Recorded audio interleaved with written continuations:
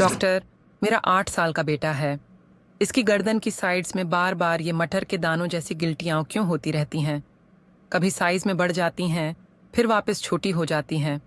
इसका permanent solution कर दीजिए, हम काफ़ी परेशान हैं। परेशानी की कोई बात नहीं है, मैंने देख लिया है। ये लिम्फ नोड्स होते हैं और शरीर के नॉर्मल पार्ट्स होते हैं।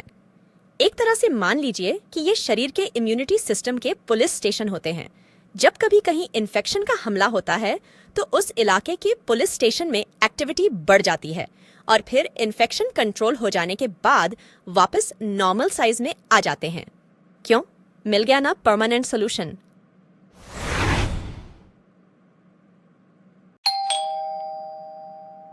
जैसे डिटेल में समझाया गया है, आपको टीबी की दवा शुरू करनी होगी। साथ ही घर में रहने वाले बाकी सब लोग भी अपना एक्सरे और बलगम की जांच कराना न भूलना।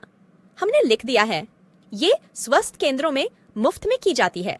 लेकिन डॉक्टर, घर में बाकी सब तो ठीक हैं, उनका टेस्ट क्यों कराना है? देखिए, टीबी बहुत जल्दी फैलती है और लोगों में काफी अलग अलग तरह से सामने आती है और कई बार तो सालों तक बिना किसी लक्षण के छिपी रह सकती है। इसीलिए ये आवश्यक है कि घर में किसी के भी टीबी से पीड़ित होने पर बाकी सब लोगों को भी चेक किया जाए, बीमारी के बिगड़ने का इंतजार किए बिना।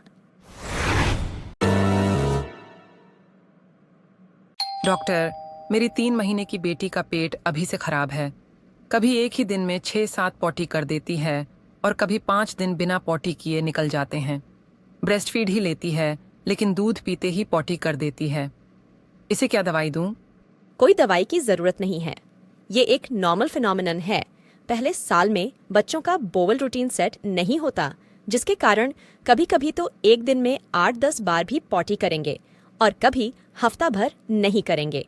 और गैस्ट्रोकॉलिक रिफ्लेक्स भी प्रोमिनेंट होता है, जिसके कारण अमूमन दूध पीते ही पॉटी कर देते हैं। ये सब नॉर्मल माना जाता है अगर बच्चे का फीड इनटेक, यूरिन आउटपुट और एक्टिविटी लेवल नॉर्मल है तो। हेलो डॉक्टर, मेरे बेटे को काफी सारे फोड़े फिंसी निकले हुए हैं। ये आम बहुत खाता है ना, इसलिए। क्या दवाई दूं?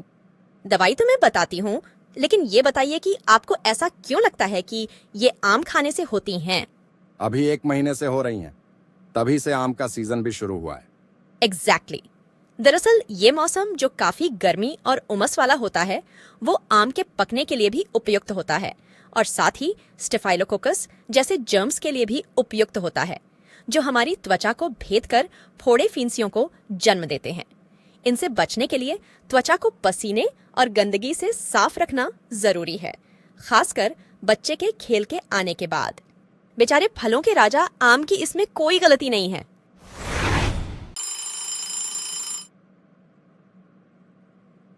ओके, तो 5 दिन से बुखार है।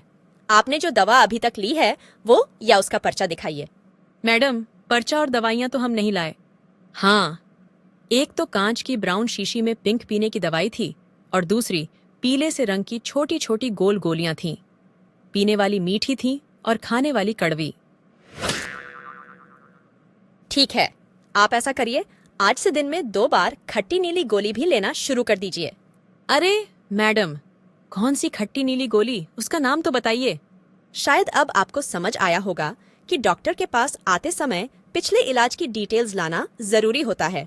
कलर और स्वाद के हिंट्स देने से सही इलाज नहीं होता।